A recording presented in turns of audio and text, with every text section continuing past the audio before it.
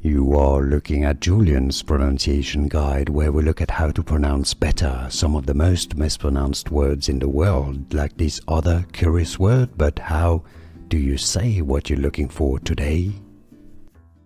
How do you pronounce this word from French? In English it is referred to as laïcité, or laïcité in American English. In French, in France, it is said as laïcité. So the tréma, the double dot on the I, means that the R sound and the E sound are separated. So that's why you say laïcité. Laïcité is how you say laïcity in France. Here are more videos on how to pronounce more confusing words and names too many mispronounced. Like this video if you found it useful. I appreciate your support. I'll see you soon and thanks for watching.